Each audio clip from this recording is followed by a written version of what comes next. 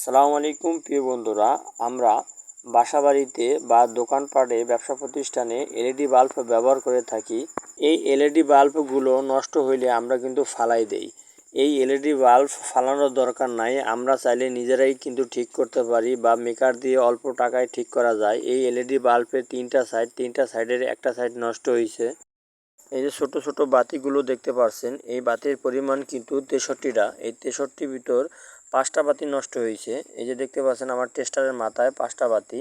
এই 5টা বাতি কিন্তু ছুটায় ফেলাইতেছি, যেহেতু এই বাতিগুলো নষ্ট। এই বাতির 2টা পয়েন্ট আছে, এই পয়েন্ট রাং ঝালাইয়ের মাধ্যমে একাত্র করতে হবে। একাত্র করতে অনেক কষ্ট হবে, যদি আমরা একটু পেস্টিং ব্যবহার করি সেই ক্ষেত্রে অনেকটা সুবিধা হবে।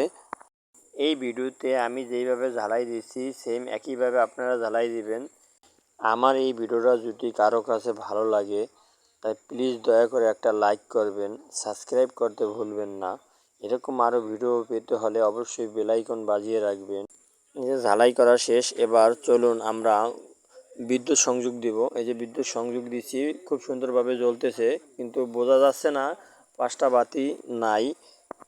এটা কিন্তু মোবাইলের ক্যামেরার সামনে, এই কারণে দেখা যাচ্ছে এবং বোঝা যাচ্ছে 5টা বাতি নাই। আমরা যদি ক্যামেরাটা একটু দূরে নেই তাতে কিন্তু এই যে একটু বাতিটা অ্যাঙ্গেল করলে দেখা যাচ্ছে অনেক বেশি পরিমাণে আলো, সেম আগের মতোই। আল্লাহর রহমতে সবাই ভালো থাকবেন। খোদা হাফেজ।